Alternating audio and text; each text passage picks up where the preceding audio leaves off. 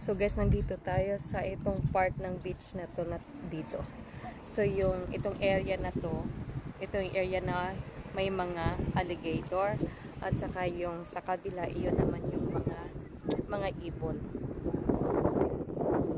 So maghanap tayo ng alligator dito. Ayan guys, alligator yan. Ayan. Marami yan sila dyan.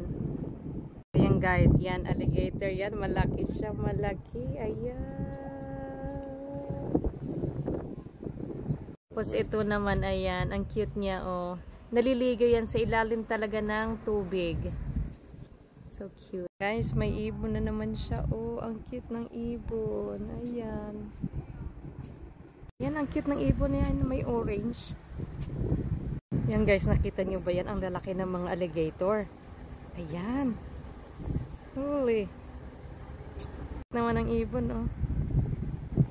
Nagpapahangin. At ito namang isa, may halong orange, oh. Ang ingay. Ayan yung isang alligator, lumalangoy siya. Ayan. Ayan guys, nakikita nyo yan, ang lalaki ng mga alligator. Ayan. Ayun. Tapos merong lumalangoy yung isa. Lumalangoy doon.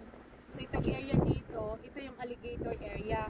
Sa kabila naman, iyon yung mga birds, mga ibon. Ayan, ang daming mga ibon dyan. At daming mga oyster guys. Ang daming mga oyster, kaya lang bawal manguha. At saka marami din mga crabs dito. Talaga kung nature lover ka, maganda talaga dito. Ayan guys, ang alligator guys. Ayan ang kanyang ulo, oh. Napakaganda. Ayan. Ayan guys, ang daming mga oyster. Bawal kasi manguha. Tsaka maraming mga crabs dyan. So itong area na to, ito yung mga ibon nakatambay lang dyan. Ang dami nila.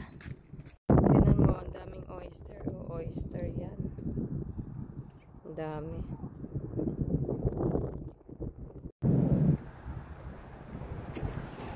Sarap maglakad na maglakad.